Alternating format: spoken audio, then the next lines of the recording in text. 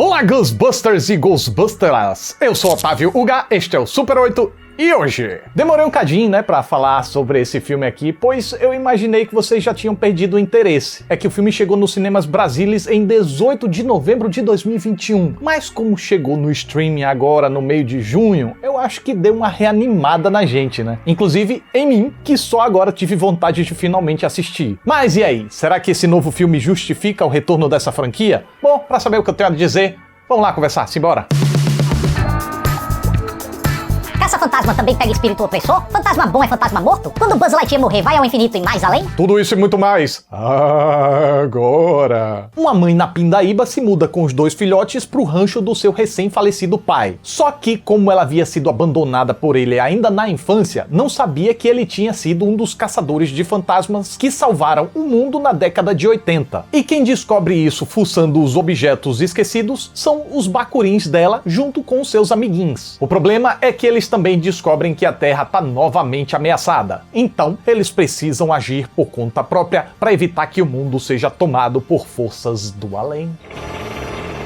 O primeiro, Os Caça-Fantasmas, é do longínquo 1984. Depois, uma continuação foi lançada 5 anos depois, que manteve a boa bilheteria do primeiro. Mas, curiosamente, a franquia foi pra geladeira, porque o Bill Murray não estava querendo voltar, e lá ficou até 2016, quando a dona Sony achou que estava na hora de descongelar essa birosca, e para contornar esse ururu doce do Bill Murray, eles pensaram em trocar o elenco. Então, do que a gente conhecia, voltaram apenas a marca e alguns elementos da franquia, mas a trama foi completamente descolada dos filmes oitentistas e os personagens completamente renovados, inclusive com o grupo principal dessa vez formado solamente por mulheres. Uma parte do elenco original até fez uma aparição aqui, mas como personagens diferentes. E aí, diante de todo esse panorama, não preciso nem dizer a reação negativa que esse negócio teve, né? Uma parte do público se queixou porque não gosta de ver mulheres em posição de destaque. Aquela galerinha que não pode ver uma inclusão que automaticamente a cachola já dispara. Lacração, lacração, lacração! Outra parte significativa se queixou da produção por não ver nela uma continuidade do que foi estabelecido e se lamentou por terem resetado a série sem necessidade, trazendo os atores originais apenas em pontas aleatórias interpretando personagens nada a ver. Essa galera eu até compreendo. Não foi o que eu senti, mas eu compreendo. Não é como se a série tivesse desgastada para precisar ser resetada. E que tipo de homenagem ao elenco antigo é esse se o filme tinha um propósito de sobrescrever o trabalho que eles fizeram e não completar? Realmente, eu entendo que essas decisões são contestáveis. Porém, quem, assim como eu, conseguiu superar essas questões e olhar para As Caça-Fantasmas de forma isolada e com desapego, pôde sentir que havia ali um filme divertido e engraçado. Claro, o humor é aquela coisa, né? Funciona com uns, não funciona com outros. E também não era nada extraordinário, mas ainda assim potencialmente mais divertido e engraçado do que eu acredito ser esse Ghostbusters mais além. É que esse novo filme tem uma narrativa não tão frenética, aloprada, mordaz e decidida a fazer rir como era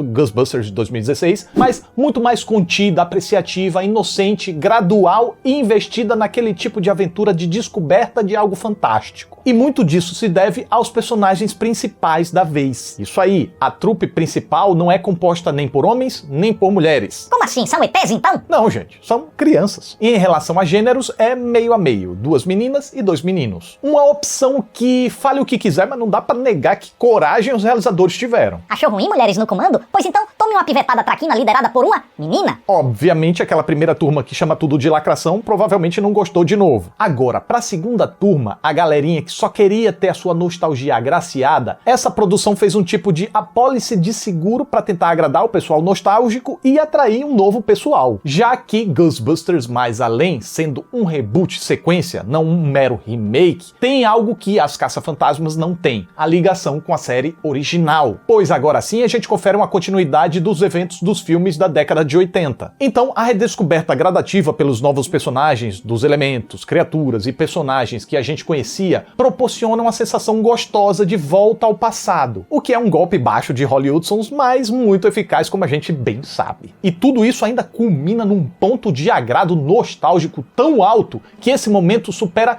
qualquer pico que As Caça-Fantasmas tenha proporcionado. Assim, pode ser que este novo filme proporcione mais satisfação ao espectador nostálgico. Mas isso também não quer dizer que a escolha dos novos personagens não possa dividiu o espectador com certos pontos mais negativos. Eu mesmo fiquei dividido. Para começo de história, além da volta ao tempo, tem também aquela tentativa de provocar uma volta à infância, tal qual a série Bagulhos Sinistros proporciona. A galera criativa do filme deve ter visto os guris da série fantasiados de caça-fantasmas e pensado: por que não? Não deve ser à toa que o Finn Wolfhard tá no elenco, né? O problema é que a aventurinha infanto-juvenil aqui jamais decola, como acontece nessa série, que pode até não ser perfeita, mas que a reunião dos guris em torno do problema é envolvente e eles são independentes, isso são. Mas aqui, eles ficam praticamente sempre no quase. Talvez seja por faltar uma parceria mais orgânica entre os molecotes, talvez seja pelo fato deles não serem tão ativos, eles basicamente estão só descobrindo coisas, ou talvez os dois, ou mais algum, não sei. Fato é que a dinâmica entre os personagens desse filme não geram momentos tão divertidos quanto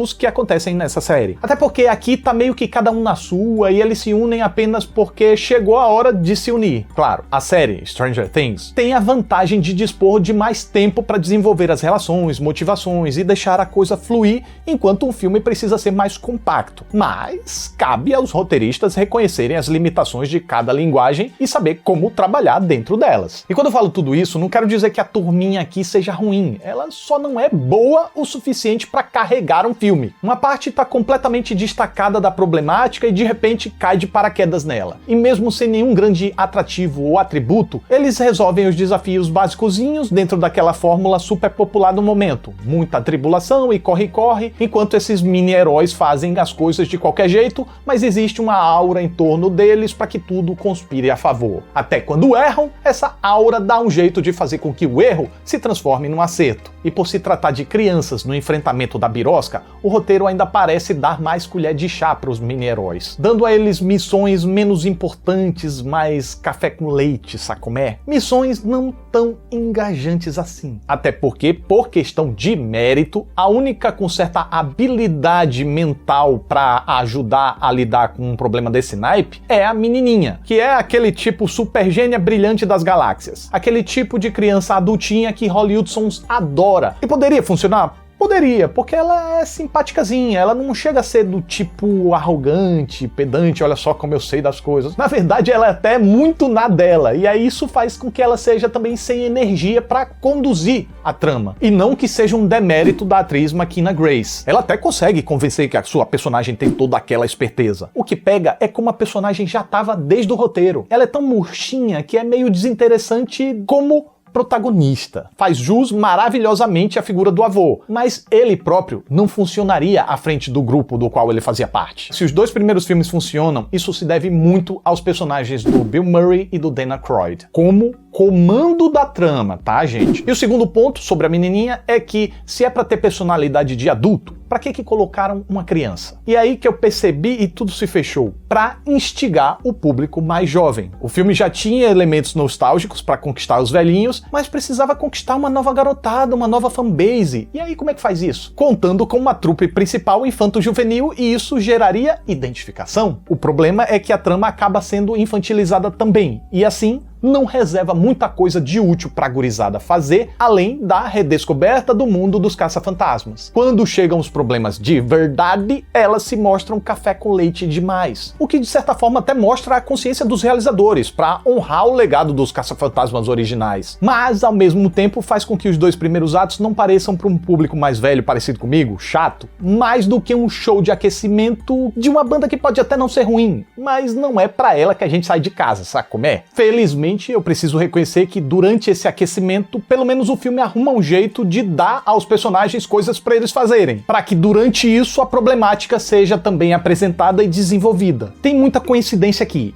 Tem, mas o roteiro incorpora bem o surgimento e o crescimento das ameaças dentro das descobertas e investigações que os jovens estão fazendo acerca do sobrenatural e daqueles que combateram o sobrenatural no passado. Inclusive, as menções aos personagens clássicos foram realmente tratadas com muito zelo para que fizesse sentido, sobretudo aquelas referentes ao personagem do Harold Ramis. O filme mexeu num certo vespeiro ao trazer de volta com efeitos visuais o ator que faleceu em 2014, mas me pareceu que toda a equipe equipe envolvida, desde o roteiro até a pós-produção, lidou com a inclusão do personagem com muito bom gosto e muito carinho. Até para não ficar o efeito trash, sabe? Quanto à direção do Jason Reitman, me pareceu preciso na utilização de novas técnicas e tecnologias para atualizar a narrativa em comparação aos filmes oitentistas, mas sem jamais desmentir ou defasar eles. Até por ser filho do Ivan Reitman, o diretor dos originais, o Jason mostra um enorme respeito aos filmes predecessores e reúne esforços junto à sua equipe para que as coisas aqui se encaixem muito bem no que foi estabelecido previamente. Desde coisas mais óbvias, como uniformes, equipamentos e histórico dos personagens, a coisas mais sutis, como raios, fluidos, criaturas, efeitos sonoros, maquiagem. Tudo isso parece realmente ter saído diretamente da década de 80 pra cá, mais ou menos, né? Com certa ressalva. O que é muito bom para consagrar os fanservices e para preservar a coerência sonoro-visual. Notem como o fantasma comedor de ferro tem as suas peculiaridades, mas faz parte daquele mesmo universo do Geleia. Notem como nos cachorrões parece ter sido empregado uma técnica híbrida de efeitos mecânicos com digitais. Como eu disse, de um jeito atualizado tecnologicamente, mas sem jamais destoar. Para não dizer que eu não senti uma certa diferença entre esse filme e os antecessores, tem uma decisão que eu acho que foi tomada com aquele pensamento de atrair a gurizada. É que Ghostbusters Mais Além é menos soturno e menos apavorante. E olhe que os originais já não eram muito, viu? Só ver como os fantasmas são realmente galhofas, não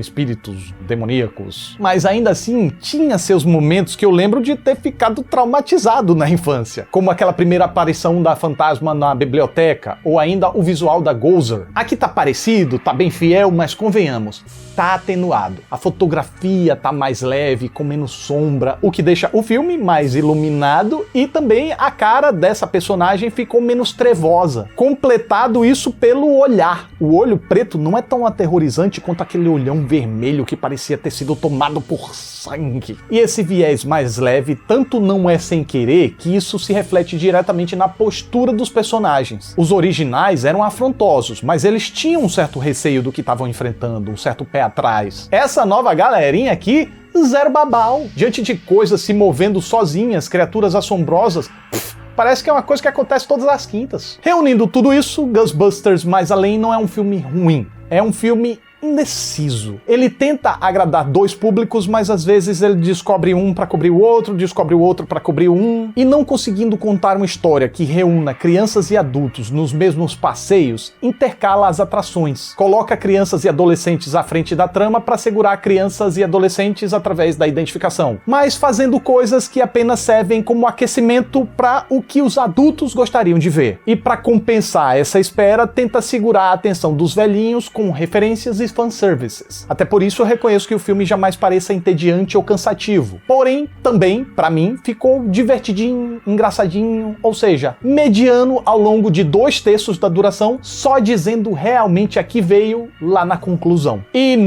não é pela super nostalgia desse momento. Tá, ela ajudou, mas o principal é que foi bacana ver o filme finalmente acontecendo, saindo do tom de treino e entrando no tom de jogo. Claro que todo filme é uma preparação para o seu grande clímax, mas é que o clímax é só onde o filme acontece. Antes disso, é só um ensaio. Mas, como esse agrado acontece no final, eu acredito que seja bem fácil a gente sair dessa experiência com uma sensação muito positiva. Agora, se a gente se colocar a revisar tudo que viu, de repente o filme não ultrapasse muito o terreno do bom. E essa é a minha reação enquanto assistia ao filme. Ah, tem uma cena divertida nos créditos. Não perde essa não. Principalmente pra quem é fã do filme original. Então é isso, mais um Super 8 tá chegando ao final. Fico muito grato pela atenção de vocês. Muito obrigado, até a próxima, hein?